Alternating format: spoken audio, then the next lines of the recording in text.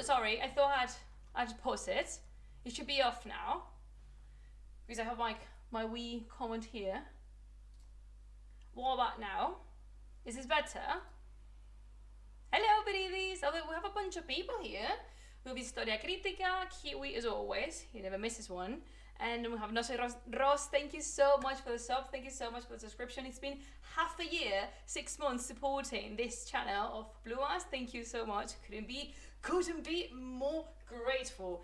All right. So, is it sounding better now? I'm just assuming. I like your windows as a background. Ain't it pretty? This is actually the steppe of Mongolia. Welcome to the humble abode where we are gonna locate ourselves again. Sound and image are perfect. Thank you, because you know what? I fixed my chroma. I'm a big girl. I'm a very independent learning woman, and I just learned how to fix my chroma. So my chroma key is now working perfectly, and we should take advantage of it throughout the stream. As I was saying before, I thought, yeah, splendid or splendente. As I was saying before, I thought I had my audio on. I'm just going to repeat it. Welcome to another streaming Monday. These Mondays, again, they're resuming after the winter break. We took a break, and we've been fixing. If you follow me on Patreon or my social media, actually, if you just follow me on Patreon or my Patreon, you know that a lot's been going on behind the scenes, but we've implemented so much in the channel. We have ZRFA with me, we have the chroma key, we have so many things coming up. In fact, today is the day I finally posted that I have a new logo, which is this one over here. This one's thanks to my beautiful friend Lucía, who's created this. This is a product of my ludicrous mind and her actual ability as an artist and her fantastic ability to understand me when I speak. So thank you so much, Lucía. You may know Lucía for her project Las Hojas del Bosque, but she's also an artist and a freelance artist. And I just want to take my chance in this tiny window of mine to express that everything I commissioned Lucía with, it's been paid thanks to your subscriptions and thanks to my patrons. So thank you so much for supporting me. It's because of you that I can afford doing this kind of stuff. As I was saying, again, when I thought my audio was on, thank you so much for joining me. The streams, the regular Monday streams they returned. They returned. We're kicking off the year, a little bit late, but hey, better late than never. A little bit, yeah, hello Typhoon! A little bit later than expected, but we are kicking them out, and we have a full stream now, like a complete stream with we have a script, we have images, we have a slideshow, we have a lot of things, and I'm so excited. I cannot contain my excitement about this. I announced this in the Plumas royalty that we had. Is that okay? Come on, leave me close it, my darling. Yeah, I've announced this in the Plumas royalty that we had on Saturday, and you, Bachar, you were so pumped up, as pumped as I was, and that is just fantastic because yes, today we're going to talk about the Mongol Army. We're going to focus on the army, and if you see on the title, we're going to have a very narrow period of time, which is the period of time that I know better, which is from 1220 to 1260. That is until the establishment of the Ilkhanates in Iran, so like a Mongol dynasty ruling in Iran as a province, depending on the Great Khanate. But I'm not gonna get ahead of myself. But we are actually wanted to say that we're gonna just focus on the army because first, that's what my patrons voted. That's what my patrons wanted to see. So if you consider to support me on Patreon, there's a lot you're going to have access with. That was a very weird sentence. There's a lot you're going to have access to, extra content. You're going to be able, from tier Murshid up, you're going to be able to vote what's coming up, to give me suggestions, to ask me questions. And the asking is a nice part as well, because we reached 500 followers. Thank you so much, Bachar. I'm just in awe. I didn't expect this to happen so soon. So thank you so much. I'm really happy that you like this content, that you like this channel. And because you guys wanted it, and because I promised, I am throwing a Q&A if we gather enough questions this coming Saturday in our Plumas royalty. So if you wish to leave me your questions, there's a hashtag going on, which is Ask Plumas. I'm going to put this in chat. The hashtag is Ask Plumas. And also, I created a story on Instagram, and thank you, Ross, thank you so much. There's a hashtag, and if you wish to ask me anything, you can post it there. And if I gather enough answers, if I gather enough questions, we will talk about that on Saturday on the coming Flumas Royalty. And also, if you wish to ask me through Instagram, you can either send me a private message or just post. I think I post a story saying like ask your questions, something like that. You can go there and you can also put your suggestions there and your questions.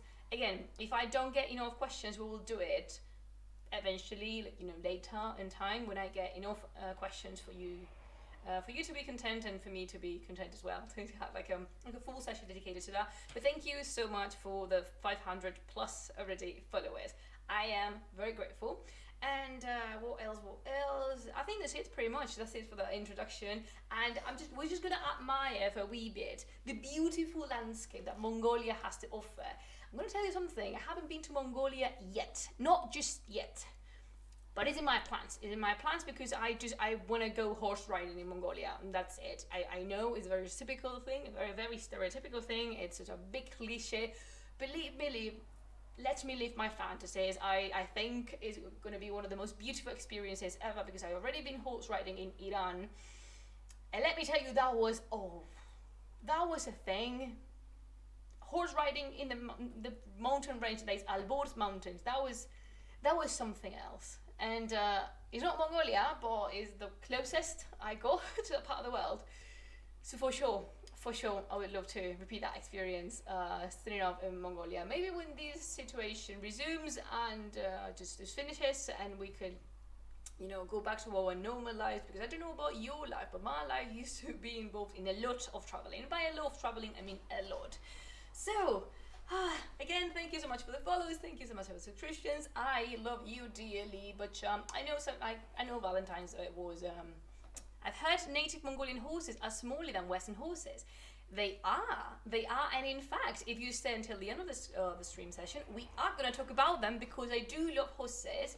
I would define myself as a connoisseur, not an expert, but I've had my share of. I really like horse riding, and I've been in contact with horses quite often, and yeah, I know my way around them, so to speak. So am I forgetting something? Of course, am I forgetting something? What's wrong with me? Because the regular streams are resumed, they are back, and we are again in the regular flow of this channel. Tea cannot be missed here. A little bit of an ASMR moment. Yes, I really like whispering to this thing. I feel like with this, it feels so professional. And what I am drinking today is actually a suggestion that I asked someone, and they said you have to drink a very dark tea for today. And I thought, you know what? Said and done. Black tea is one of my favorites, so we are gonna drink black tea. This is actually Turkish black tea, which I bought. I didn't buy this from Istanbul. I wish I could. But do Arabian horses count as Western horses? That's a very good question, actually. Welcome to our Equestrian Taxonomy channel.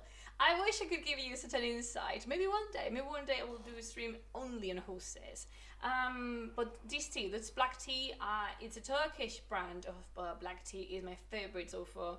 And I bought the first bag in Istanbul years ago, and to my surprise, I discovered it was sold on Amazon. So I took advantage of that, and I regularly buy my tea from there because I drink at least a cup of this every single day. I do. So I think we'll kick this out. Are you butcher ready? Are you ready? Are your horses ready? Are your stirrups up? Is your saddle rock? Scoopsy, I don't know how to pronounce that. Thank you so much for the follow. Are you tight onto your saddle? Because we are going on a journey to the steppe. And I hope you are as pumped as I am. Greetings from Okinawa, Japan. Greetings back to Okinawa, Japan. Welcome to this tiny bit of Mongolia in your screen. Now streaming from, you know what? I mean, we cannot go traveling ourselves. We can't because of the, COVID situation. But I can take you on trips. We can choose a place to go to every single week. Not on this regular stream, on the Saturday tea. And we can go there. What we suggest? What you reckon? So, I wanted to do first a tiny introduction because, yeah, and in case you're new to this channel, hello, this is Las Plumas de Simul and I am Plumas. Yes, indeed, the Mongols are awesome, and this is a public history channel where I talk about a variety of topics, mostly dealing with the parts of like Iran, Central Asia, Mesopotamia, that side of the world, because I am indeed an art historian and I'm passionate about those areas I'm working with. And what we're going to talk about today is the Mongols and the army. Again, I'm going to say that again. If you see in the title down there, I included a time frame, which is 1220 to 1260. Why is that? Because that is a period of time that I have best documented and attested, and is the period of time that I work with better, and the period that we can more or less consider as saying the Mongol army, the classical, so to speak, quote unquote, bear with, the so to speak classical Mongol army formation, in the sense that from the establishment of the Ilkhanids in Iran in 1259 and the expansion of the Mongols towards the east and the establishment of the Yuan dynasty, and then up in the north and then in the south, and the general expansion, of course, a lot of the armies did not stay as one.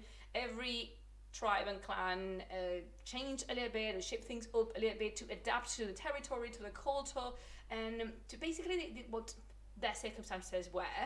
And it's important to bear in mind that things, I mentioned this in this channel quite a lot, but things do vary. Things change a lot through time. That's the reason why I'm gonna start defining the time frames we're going to occupy, because it makes it easier for you to portray that this one we're going to talk about is just in a tiny period of time in the very wide timeline of what we consider the Mongol Empire. So, I'm sorry, Zarafe, did I kick you? So, what we're going to do is we're going to start, first thing is first, our evening protagonist must be introduced, because there are certain particularities when saying, the Mongols, because we would be addressing many things and none at the same time, which is something, I'm going to explain myself now. Remember that one of the most important things when studying history or art history is the context. Where and when, in order to understand why. Where and when, so we can learn why. And another tip of ours, of our historians, is that whenever possible, support your study with a map. Believe me, it is fundamental to locate events in the proper space, to understand them fully. And I feel not enough emphasis is put in using maps. Maybe you're wrong, you let me know, but yeah, whenever possible, support whatever you're studying with a map. It will give you, believe me, it will give you a better insight and a better bird's eye view of what period, where, and what you're studying. And today, as I was mentioning, we're going to speak about the Mongols, but those that we include in the label Mongol Empire. Why am I saying this? Because this political and cultural entity emerged from the unification of different nomadic tribes under the rule of someone you know already very much, which is Genghis Khan, who was proclaimed the leader of all Mongols in 1206. And the tribes, the previous people that were there before Chinggis appeared, can be considered Mongols as well. And what is that, Goloko? History books would be more illuminating if they had maps on every page. I partially agree. I do think they need maps. Like definitely history books should provide maps, because if you cannot allocate your reader in the place you're describing, you're missing out quite a lot. But in every page, I think we can both agree that will be a little bit too much. Everything within a limit is fine. So yeah, these people that were there prior to the arrival of Genghis Khan, in fact, prior to the birth of Genghis Khan, can also be considered Mongols. But today we're going to deal only with the Mongol that we call the Empire, the Mongolian Empire. And let me just go to my beautiful map, because yes, I wrote a map. What do you think? Ta-da! Alright, sorry, my dyslexia, hit it again. Ta-da! I do have a map. Do I look so, on a scale of 1 to 10, how much do I look like a weather woman? which is not something anything against, it's just, curious. So, this wonderful map. Do use maps when you're speaking about history, please. Do me a favor. So, what was I saying? Oh yeah, in 1206, Genghis Khan is proclaimed the leader of all Mongols, and this is a super quick way of summing things up. Like a super quick way of summarizing the story, but we don't have much time to dedicate to it. Perhaps another occasion we can speak about the rise of Genghis Khan, about his life. Would you like that? Let me know. Now forecasting 100 chance of invading Mongols. Pack your bags and run. And to your left. The blue team is really winning this game of Risk. Do you see a blue? Because to me, the blue is the water, but the Mongol Empire, to me, that's green. Is it blue? Oh my god, on top of dyslexic, am I colorblind? Gee, oh my god, Satan dressing like a flamenca. Anyway, where was I? So as you can see up there in my, here, the Mongol Empire experienced a quick military expansion, and by 1260 had reached what can be considered its apex. They expanded in every direction, towards China, towards what now we call Russia, towards Eurasia, towards the Iranian plateau, and beyond. The military apparatus of the Mongols was not to be taken lightly, if you ask me, as you can imagine, because nobody with a crappy army would be capable of accomplishing what they did. From the Pacific Ocean to the Mediterranean Sea. I'm like, can we just stop for a wee minute? From the Pacific Ocean to the Mediterranean Sea. I mean, these people, they deserve the fame they have. Not exactly, but you know what I mean. We ought to give them some credit. Excuse me. Tremendo. I don't know how to say that in English. Tremendous. We'll say that. Tremendous. Again, from the Pacific Ocean to the Mediterranean Sea, technically, all that chunk of land came to pay respect to the Great Khan. And I would like to emphasize here the technical aspect of it. I think we could all agree that reality was far more complex than that. But what we're going to see today, is briefly how those armies were structured, how they functioned, and how they can be studied from the military history perspective. This is not going to be a thorough study, but in case you're interested, you can always drop me a message, and I would recommend you bibliography, or in case you are my patron, unless you are my patron, in which case you already have a post and further reading about the Mongols. See? The perks of supporting Las Plumas on Patreon. You get a lot of things to read. So, what was the size of a typical Middle Eastern or Western army in this time period? It really depends. It really depends on where and when are we talking about. As I said before, context is key and everything. So, it really depends on where and what we are talking about exactly, because it's not the same. A provincial army, for example, an imperial army, or an army that belongs to a prince, or that belongs to a tiny province, it really depends. So I'm sorry, but we don't have an answer to that, this is the size. And also, this is something I didn't address. I didn't think of including it on the script, but it's important. When we're studying numbers, we have primary sources, which are the sources that were written at the time period we're studying and we're covering. However, the context of these sources is also very important. And why am I saying this? Because if you look at some chronicles left after the Mongols came to Iran or to the lands, you're going to see a very... it's really like, hi Perrete, hello, welcome to the stream. You're going to see a really fluctuating number. The cipher is going to vary so much. And sometimes For example, if you read about the siege of Baghdad, that the numbers in there are a little bit strange. Ughleghu Khan had for sure a well assorted army, but some of the numbers that are in the chronicles, it's just, they could not be. It's the same when you read the Shahnameh and you listen or read that X or Y prince had 10,000 horses. Are you serious? 10,000 horses? Can you imagine how 10,000 horses are just in one room? It's like, no. What I'm actually wondering is how many men can stay in one location living off the land before they start starving to death. That is the key thing, is they don't stay. They don't stay. And, you know, when you're hungry, you become quite more smart. You become smarter when you're hungry. So, we are gonna see, what should we see next? Just give me a moment. What is my other image? Alright, so about the images, I combined here a list of manuscripts and a list of modern pictures from actual Mongolians riding horses, which is something, if you ask me, is amazing.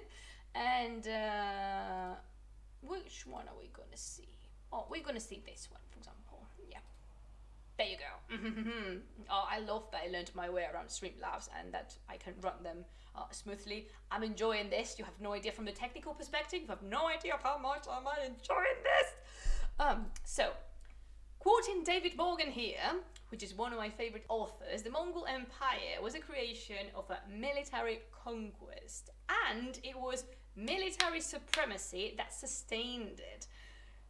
What does that mean? Summing up, force and power were fundamental in the day-to-day organization for the Mongols, and that was also a thing before Genghis Khan. This is not something that Genghis Khan invented. In fact, we can consider Genghis Khan very traditional. The importance of the army was as such that some where is that, sorry? Yeah, that's a small horse, alright. We will talk about them. Don't worry. Just be a little bit patient. Just a wee patient, and we will see the horses. The importance of these army was as such that some scholars named it the first imperial institution, for it was essential for the establishment of what later would be known as the Mongol Empire. That was the importance of the army. And where do we begin? Where do we begin, Witcher? At the beginning itself. The same techniques that were necessary for surviving in the steppes were applied to combat later. Yes, I am talking about herding and hunting abilities that were applied to warfare, especially those dealing with hunter. Because what is a hunter but a fighter against nature? Let me tell you something here. Nature's wonderful. No one's going to deny that. But nature can be as lovely as it can be destructive sometimes. And the steppes of Mongolia are sometimes a particularly hostile environment, if you ask me. Not that I've experienced that myself, but we can all agree it was no paradise. So we are going to speak about the hunters. The Mongol hunter, which is the base, is the founding stone where all the structure of the military, where all the structure of the army rests. Just grows up. I'm so excited. You see, every year, the Mongols organize an expedition to get meat and stock up for the winter. And they formed a nerge, a ring of hunters that contracted little by little until they trapped the pieces inside. Just imagine a ring of people, a very big ring of people that slowly but steadily gets tighter and closer and narrower until you have a full circle of hunters, horseback hunters, by the way, like horses are involved in everything, that are surrounding the animals that are about to strike. This was meticulously timed and organized, and every archer, every shooter that either shot beforehand or that let an animal escape because they were not in place, they will be severely punished. They will be, You see, discipline was rough, but discipline was substantial. And accompanying this idea of hunting comes the idea of riding. That is correct. That is indeed correct. I love this picture so much. This actually, horseback archery is still so important in Mongolia that I cannot emphasize this enough, Butcher. It's like, it just, bear with, okay? I'm very excited. Just look at that position. Look at those feet. Look at that back that's perfectly straight. Look at this person standing on the stirrups. The way he let the arm go. Do you see the perfect line between the elbow, the shoulders, the wrist and the hand? That's a perfect straight line.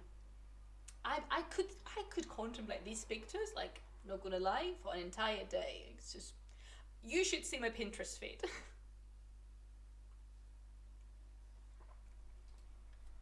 So as far as we know, Mongols learned to ride at a very young age. Like, very young, okay, a very young age. I think, yes, I do have a beautiful picture here. Let me just show it to you, because this is a modern picture, okay, this is a modern picture, but I just love it so much. Look at this. This is a kid that is riding a horse. How old is this kid? I have no flipping idea, but I'm he knows. He looks like he knows his way around his companion. So, as I was saying, very young age, like very young. One of my friends actually joked about how the Mongols would have learned how to ride before they could learn how to walk, or even before learning how to crawl. Interesting, important. Allow me a quick digression here. Bear with. Horse riding is fundamental for the identity of the Mongol people. It has always been. I have met Mongolian riders, and it is amazing how powerful the bond between animal and person is. It's just between animal and rider. The art of shooting it's like a very big triangle. Do Mongols still train their kids to ride horses these days? They do. So I was thinking, there's this triple bond between the horse, the art of shooting, and the rider. I'm not implying that every single Mongol today owns a horse and a bow. The same, I am not suggesting that every Spaniard, for example, what is that? What happened? Oh, Adi M23, thank you so much for, I have just, you're in my head. Oh, you're in my head, Azizam. I'm just gonna put you out of my head. There you go, that will be much better. So I'm not implying that every single Mongol today owns a horse and a bow. The same, I'm not implying that every Spaniard out there knows how to dance sevillanas, because I cannot dance sevillanas to save my life. It doesn't matter, it doesn't have anything to do with the fact that I'm Spanish. But it was a very extended practice, horse riding, and you need to understand to what point it is important today. Because if you understand that, you will comprehend why and how horse riding was so important in the past. It was not a matter of sport. It was a matter of survival. You want to survive on the steppe, you must know your way around horses, and you must know how to ride a horse. And every Mongol, this is the interesting part, every Mongol that knows how to ride is a potential soldier. That's it. As Morgan said, there was no such thing as a civilian in the Mongol army, in the Mongol culture. Amazing. Who should we see first? What else are we gonna see? Oh, I have another picture of a rider coming from manuscript. There you go. Oh, I really like this one. This is actually from a Turkish manuscript from the 15th century. And here you can see the wonderful technique coined as the Parthian shot. The Parthian shot is very simple to explain and hell of a difficult to execute. Hell of a difficult, just shooting from a horse that's running, shooting from a horse that's just trotting, let me start on galloping or cantering. Shooting from a horse is difficult as hell. And I can tell you that. Believe me, I know what I say because I've tried myself. Did women fight in the Mongol Army? Rarely, but they could. Normally the military activity was something exclusive for men. But we have noticed of Mongolian tribes and Mongolian women warriors. So yeah, it depends on the time. But yeah, it was not something that was very common. So the Parthian shot is the shot when in full gallop, when you're pretending to run away from your attacker, what you do is that you turn backwards and you shoot. You turn backwards as the horse is running away, you aim and you shoot.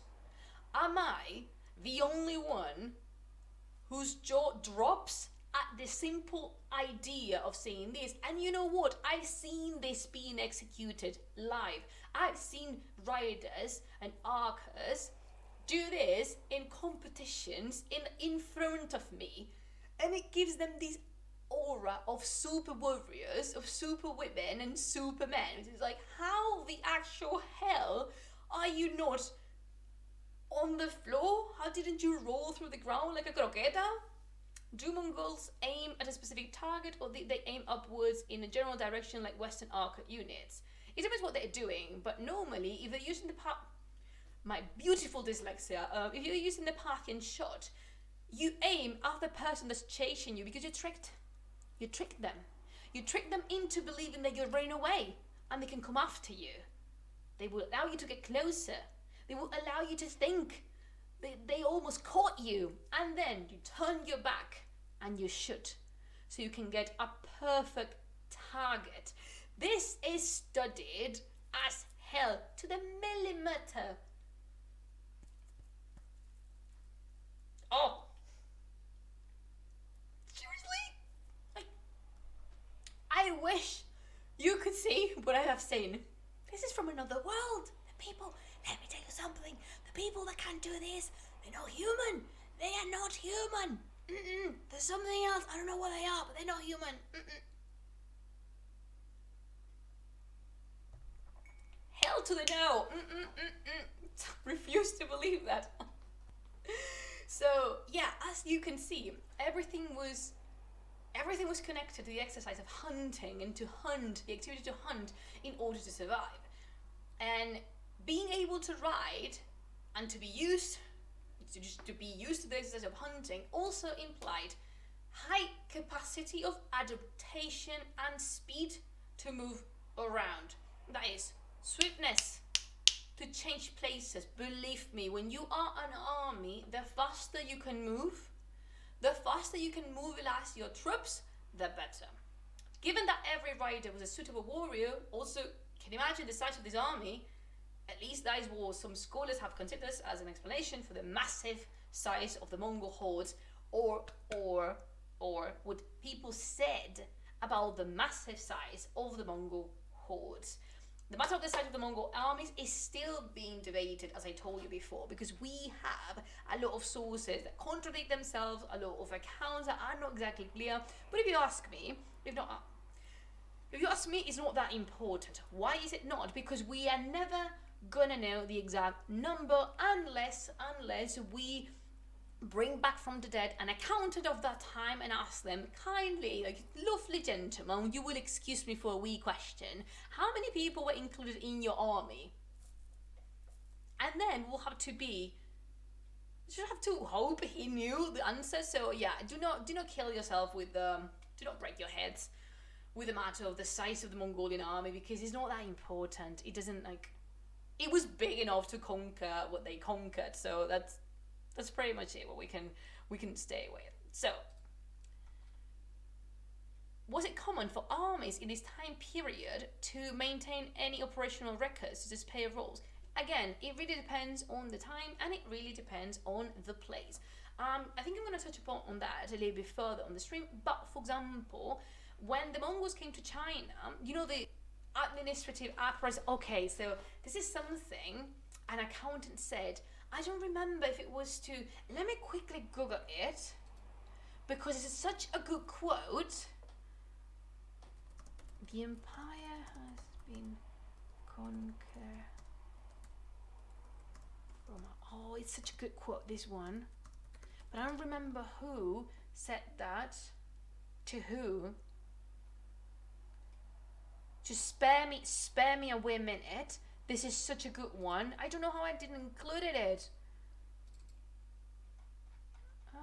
What is it? Where is it? It's for sure, in one of the readings that I recommended to my patrons.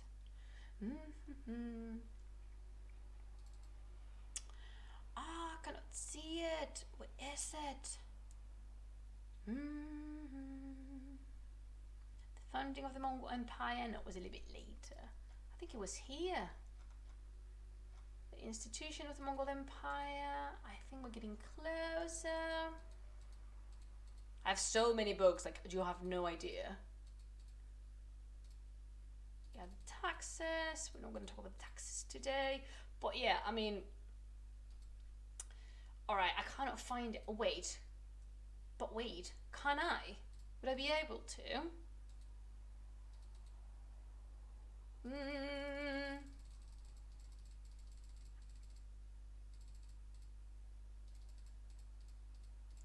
Because the Mongol Army, okay, I'm getting closer. I'm getting closer. Ha ha ha.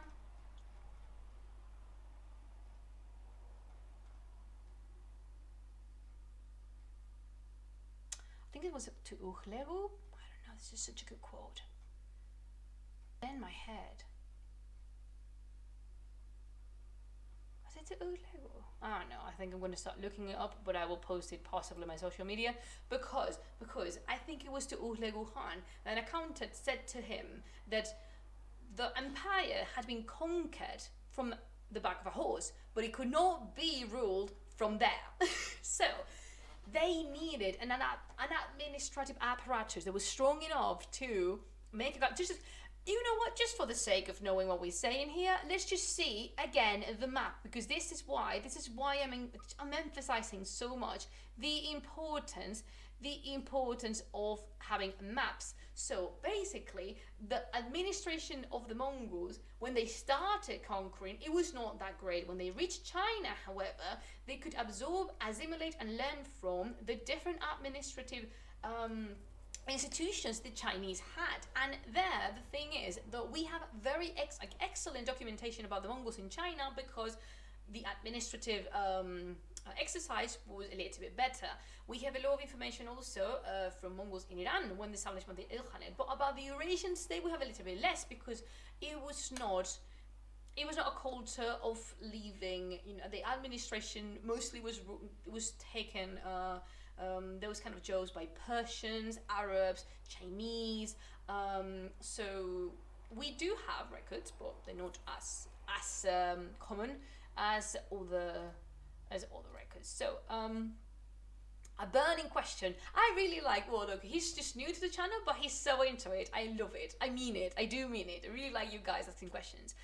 Burning questions, like the Burning Crusade. I heard a legend that when the Mongols conquered China, they preserved the Chinese bureaucracy largely intact, except they added one ministry, a department of lost animals, to help Mongols recover missing horses. Is this true? You know what? I think it's true. I read about that, but I do work with the Mongols, but I work with them in Iran. But it is true. The bureaucracy and the administrative institutions in China were barely touched. But I think I've read a little bit. I think I read a mention on that, because the horses were very, very important for Mongolians long after they were settled, either in China or in Iran or whatever. So I think it could be possible. I reckon it was. Definitely. And if not, I mean, I cannot give you, the professional academic answer here, because I don't know. But if it was, let's just believe that it was. I do want to believe that it was. I would have a ministry for lost horses, would you? In my empire, I would definitely have a ministry for lost horses. Not just for lost horses, for lost animals, because when you lose your pet, when you misplace your pet, that is heartbreaking. And if you have pets, you know exactly what I'm talking about. What were we? Oh yeah, the riders. Oh yeah. You want to know something very funny? Because we're gonna talk about the army now, I have another manuscript. This one belongs to the beautiful work Jame al-Tawarikh, which was created in the 14th century by the instructions of Rashid ad-Din in Iran, and it's basically one of the first accounts of war history that we have in Iran, and this is amazing. Do you guys want me to do a live stream just on Jame al-Tawarikh? Typhoon, if you are still there, this is me summoning you. Typhoon, I need you to back me up with this. Should we talk about Rashid ad-Din, and should we talk about the Rabbi Rashidi and about the Jame al-Tawarikh? Where's my girl? So yeah, this is a manuscript, 14th century manuscript, and we can see the Mongols there. Although they're not on horseback in this case, they just landed on a foot. So oh yeah. What was I saying? Do you want to know something very funny? The military activity was not regarded as a job among the Mongols. It was just something they had to do. Soldiers were paid with booty and claims from the conquest. But of course, this was not something that stayed the same throughout the whole period. For example, in China, as I was saying, the army, when they arrived to China, the army was salaried, because this system of payment through loot and booty does not make much sense once the expansion has ceased. Won't you agree with me? Each rider apparently went on campaign with spare horses. Booty. So they could change and not exhaust the animals. See? Do you see there is knowledge and understanding on how horses behave and how horses work. Those things we see in movies, the protagonist goes from point A to point B in one ride, full gallop, without stopping, unlikely. Unless, of course, your intention is to kill your own horse, then absolutely be my guest. In the Mongol army, the forces were organized using a decimal system, units of 10, 100, 1,000 and 10,000. The latter, the 10,000 one, is called the Tumen, and it was the major fighting unit and the most popular one, and possibly the one, if you are a little bit interested in the Mongols, this was possibly the one you knew about. In Persian sources, we have also the Hezare, which means 1,000, and it appeared to be this one, the 1,000 unit, the 1,000 warriors unit, appeared to be regular, at least the most common one when the Mongols came to Persia, when they conquered Iran. Like the post horses, exactly. Did Mongols have written language in this time period? Yes, they did. Yeah, the secret history of the Mongols is written in Mongolian. Yes, they did. Mainly, the army of the Mongols consisted on light horseback archers. They used the recurved composite bow, which I have a picture of here because I do bring you the best in the land, always the best for my bacha. This is the bow the Mongols used. I'm gonna say the name again in case you're interested. It's called the recurved composite bow, and it was made of a wooden frame, horn, and then sinew. This bow is shot with a thumb draw, also known as the Mongolian draw. That means the string is grasped only by the thumb. You get the thumb, you grasp the spring, the string, and the other fingers reinforce the grip. I cannot speak today, so it will be. Let me show if I can actually show you. No, I should be showing with that one. That is a very weird one.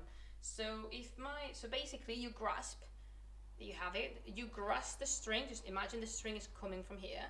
You grasp it from here, and then you get the string with only this one, and just hold it with your hand, and then you place it there, and then you let go. It's like a closed fist, you know. Are there trees in Mongolia to make bows from? Of course. Of course they are. If there were no forest in the Eurasian steppe, people would be dead because there would be no animals, no shade, no wood for fire. Of course, there are trees in Mongolia. Of course, yeah. This is made from animals, though. Yes, but the frame is wooden. The frame is made from wood. So this grip, the thumb grip, and you can see how much I'm into these things. Anyway, the grip, because it's only grasped by one finger and the others just make a reinforcement. This is actually a very smart technique, since only one finger is being used, so you can avoid the string pinch, which is painful. And I can tell you that it's painful as hell. And also, but you said horn and sinew. Yeah, there's part of horn and sinew, but the frame is wooden, and it's a very flexible, wood. Oh, I cannot. What's the name of this tree? Oh, it's birch. Birch tree. Yeah, it's birch tree, which is very flexible and a little bit waterproof. It deals well with humidity, so cool. So yeah. Oh, interesting enough is that this bow requires a much stiffer pull than others. The whole weapon, the whole thing, had an impressive range and an incredible rate of fire, and also super important, the power of penetration. Yes, I said penetration, do not come at me. Arrows can be sent deeper into the bodies of the targets because of the strength this bow allows. Always depending, of course, of what the others are wearing and how close or this far the others are. But, you get the idea. This is something I wanted to show you because not many people know of these beautiful elements, which are the thumb rings or the archer rings. What is that, Woloko?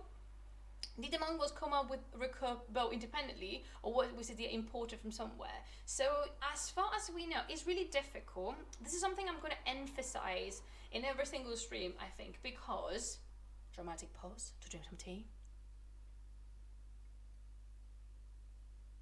Because sometimes people who dedicate their lives to history, they are kind of obsessed with this idea of purity, of learning the origins of things. And as I say in my classes, and as I will say here forever, purity does not exist. There's no such thing as the pure anything, the original anything. For some things they are, of course, do not get me wrong, but mostly trying to find the purity of things in the past is a little bit, we're never gonna know, because these bow, for example, these was used by the Mongols, but improved and adapted by them, just to adapt to their own circumstances. The Scythians, for example, the Sarmatians, for example, the Parthians, they use similar bows because they're comfortable to wear when you're in horseback. They're a little bit shorter, they're a little bit harder to pull, but more powerful. They're really useful for hunting. So every single culture gets something and adapts it. And I don't know, right now I couldn't give you a date, but the Mongols been using these recurve composite bow for quite a while. I mean, they still do today. This is a modern one, by the way. This is not a historical one. I've been trying to find a good picture of a historical recurve composite bow, but it's been impossible. I'm really sorry. This is a modern one. I was going to show you the image of the thumb ring, which is... Whoop! Sorry, I left for a moment. This is the thumb ring, and as I was saying, it is an element that not many people know that existed. And this ring is worn around the thumb to protect the finger. And this one can be made of bone, leather, wood in this case, and I've tried some myself, and leather was the most comfortable for sure, but it made my fingers sweat a little bit. And the bone one, it gave me this, I don't know how to explain it, this cool, inexplicable feeling. Not that I shoot any well.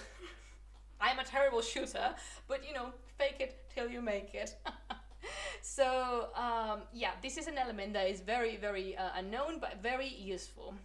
I guess my point is that this bow was not yet widely adopted in Europe, so it seems like a serious technological advantage that probably took many steps and maybe multiple cultures to arrive at. Most probably, I mean, if you're comparing it, it really depends on who, again, remember context, where and when. It really depends on what you're comparing it with, because no, this bow was not used in Europe whatsoever, because in Europe we do not have this tradition of horsebow archery. Not that much. It's not that we don't have them, we do, but normally the archers are on foot, not so much on horse. Maybe I am just saying a stupid thing. I don't know very much about warfare in Europe, and that is like saying nothing because it didn't specify. I didn't specify a time frame. I didn't specify the culture, the geographical area. So yeah, now you know how a thumb ring or a bow ring looks like, and it's very cool. It's damn cool. I really like it. So, what should we see now? Oh, I think we're gonna go back to this one because I really like it. In the army of the Mongols, there was an armored heavy cavalry as well, and those were armed with lances and bows. The bow is always there. Just picture as a weapon. Picture that weapon, the bow, as an extension of the arm of these people. And something that is not usually mentioned is that the Mongol army employed the garrisons of conquered lands, incorporating them to fight to the fighting ranks, and that makes total sense if you are an empire in expansion, don't you think? That's the reason I'm saying, and I tighten the time frame so much on the 1260 because the conquered lands the Mongols will incorporate the armies and the troops from the conquered lands to their own services. Like any other empire in expansion, whose action is based in military activity, if you know something about military history. So yeah, that was a detail I wanted to mention. Who should we see next? I do emphasize that I really like that you guys keep asking questions, because to me that is what makes the stream more interesting, because yeah, you're super into it and I'm really happy about that. Let's just see this one because now we're going to talk about the supplies. Yeah, let's talk about the supplies. These people were used to travel fast, and for that, travel light is a requirement. Each warrior was independent and responsible of his own equipment. I cannot emphasize this enough. From the horses to fishing and hunting tools. And normally, when we say, because you know these people were nomadic people that were shepherds, and normally when we say herds, we think of cows and we think of sheep, goats, but the Mongols had herds of mares and of Bactrian camels. So these mares can be milked. That meant a traveling food supplier, because you're traveling with the horse that you're milking. So yes. Just for you to know, most of the horses were mares. Of course, the stock of arrows and heavier material was carried on wagons and carts. Did conquered peoples have any roles in the upper ranks of the Mongol military? As time went by, at least this is something I know about the Eurasian Khanate and also about the Iranians. Stop it because Laura said back over. Why? So in Iran, for example, yes, we have noticed an account of conquered people occupying high ranks in military in the Mongol army. Of course, the Mongols always, it was such a heterogeneous bunch, the Mongol army. I cannot emphasize this enough, especially in Iran. But yes, for example, the provincial governors, like the Jalajidis or the Inju or the Muzaffarids in Iran, those were, from there. Those were local. There were no Mongols. So yes, we do.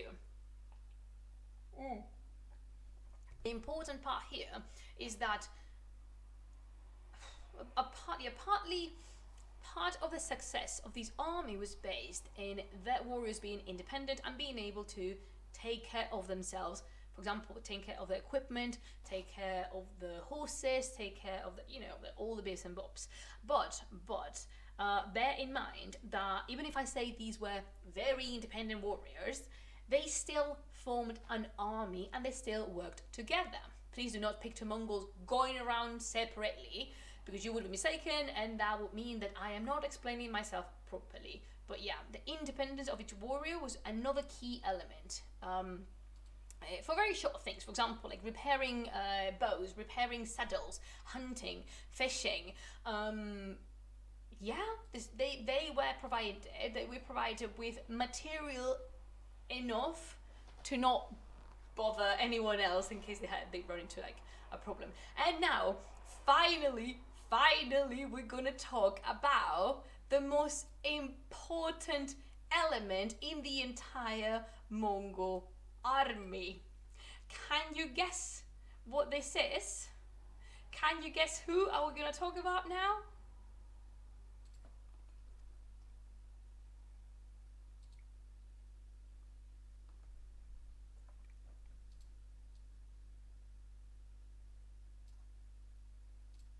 Let me prepare for the great reveal. There we have him. Of course. We are gonna talk about the horses. Repeating myself, a key element in the Mongolian army. This is a personal stand. People do not pay enough attention to animals in military history. And this is a claim. This is my complaint. The Mongols would have been nothing without their horses. They were what made them what they came to be. And this is why today we will be dedicating time to them. Hand me the horses. I am a big fan. So, the horses Mongols rode are called, surprisingly, Mongolian horses. No one expected that. And apparently, it has changed, this breed has changed very little since the time of Genghis Khan. They are stocky, relatively short when compared to other breeds, but with strong legs. Their manes and tails are long, but they were trimmed following either fashion patterns or practical purposes. And when cut, the strands were used to make ropes and the tails turned into strings for the bow of musical instrument. Have you had a chance to listen to Mongolian music, to traditional throat singing? Have you listened to that?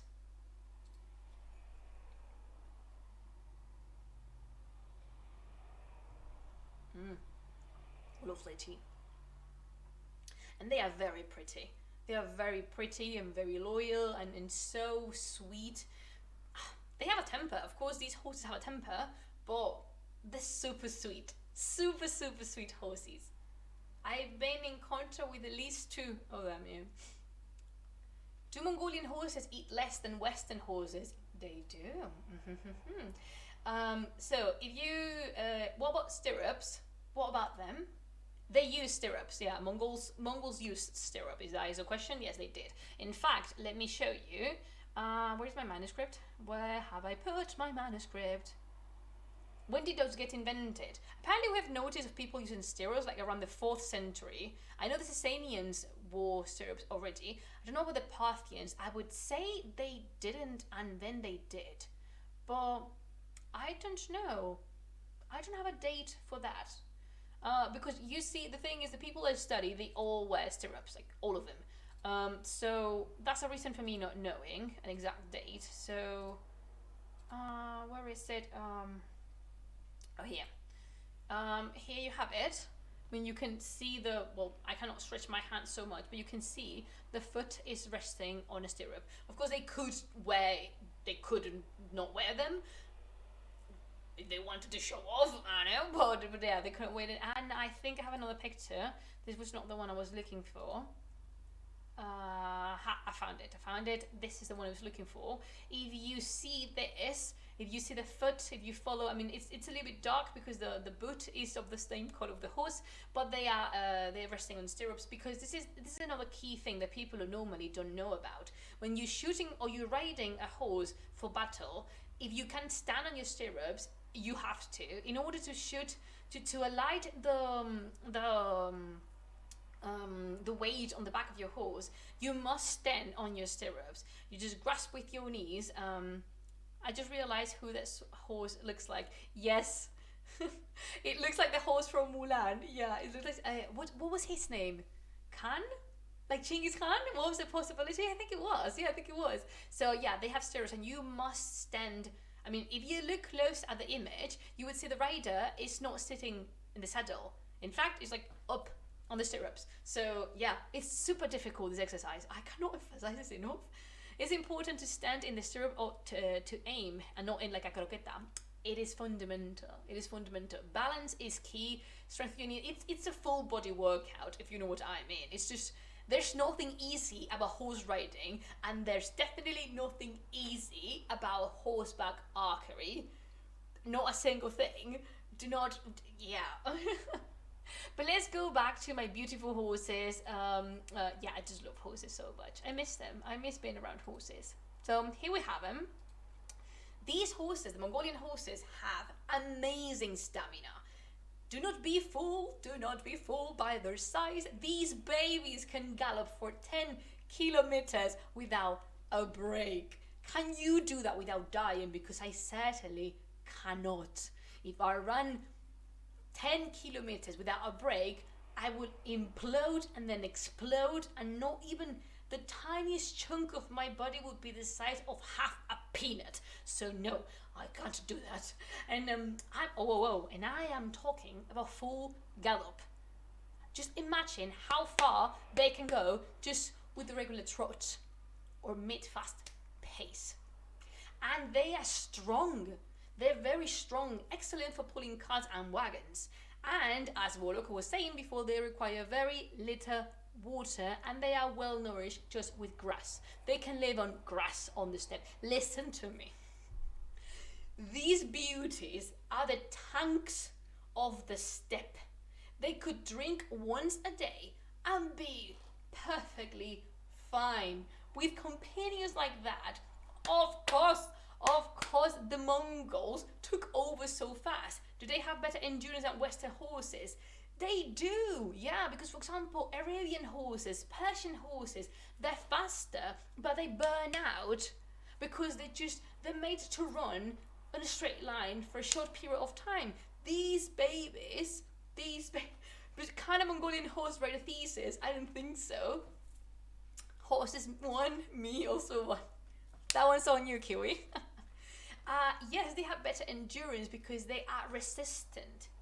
They have a lot of resistance. Like they are amazing. I love Mongolian horses. Period. I mean, didn't you know by now? I do love Mongolian horses so much. Let me show you another picture of a rider because it's beautiful. This one.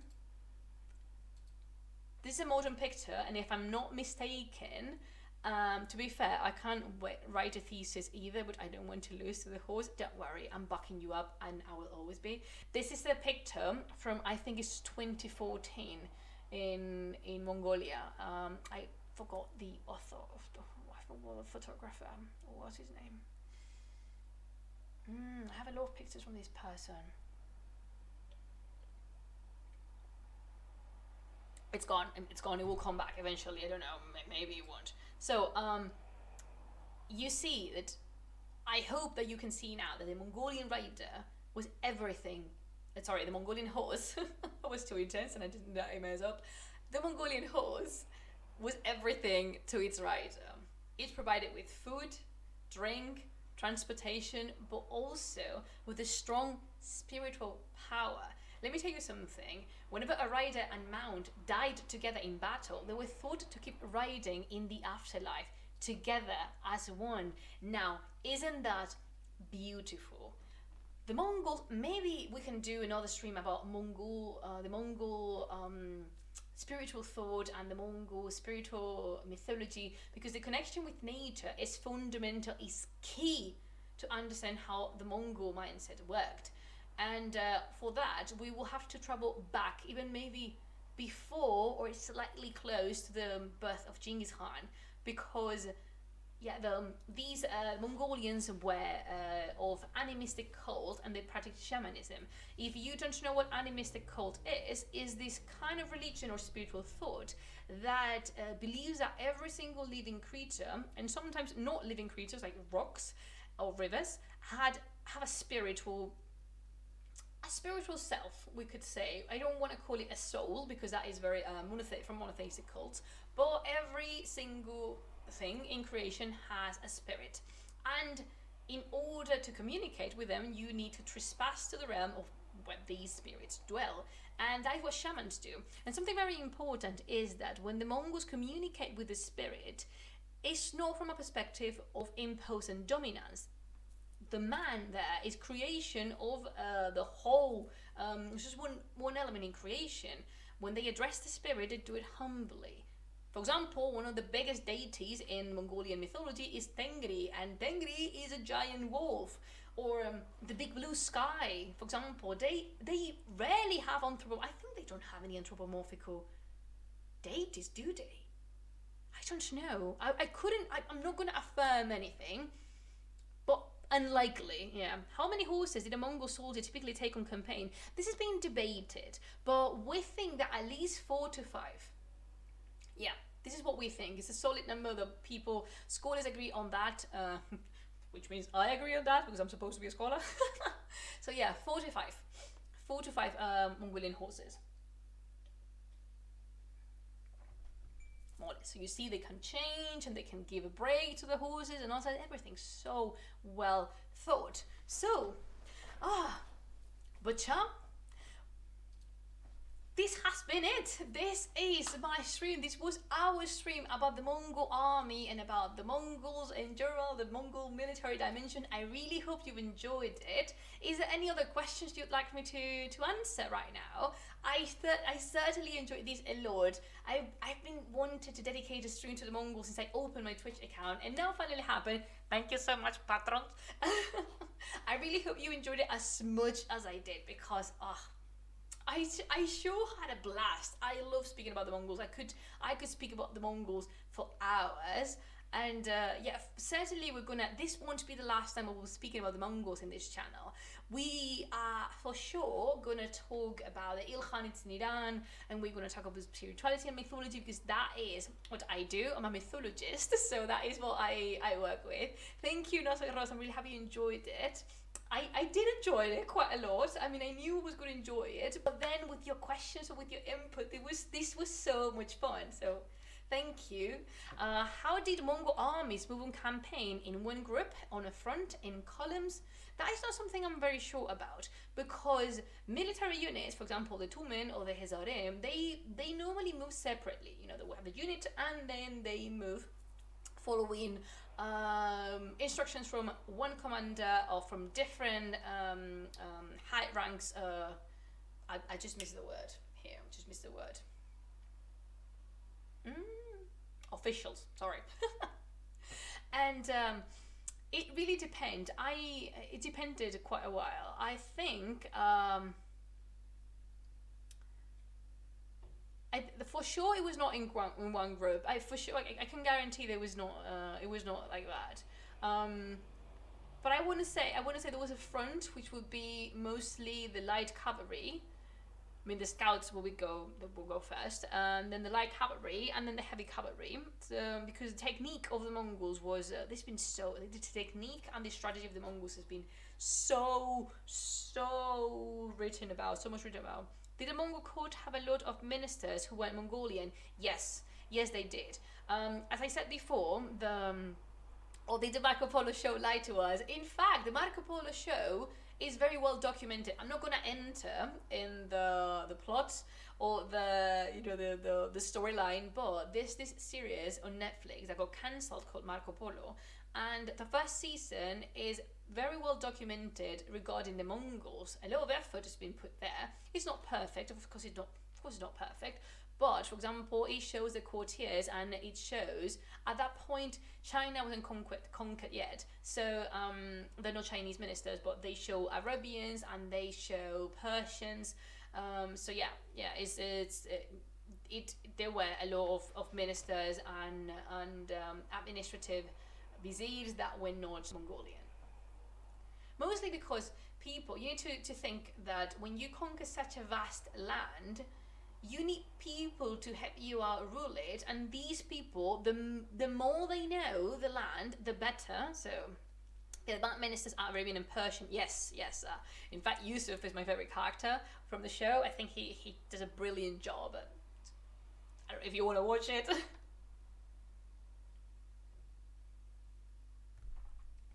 So yeah, if there's no more questions, I think we're gonna call it a day. I think we're gonna call it a sesh here. We're gonna close here. Just a question: is the audio been lower than usual? Because I don't know what happened yesterday on my stream in Spanish, but I think I touched something on the audio settings, but the volume was very, very low. How was it today? Was it like a good amount of volume? It was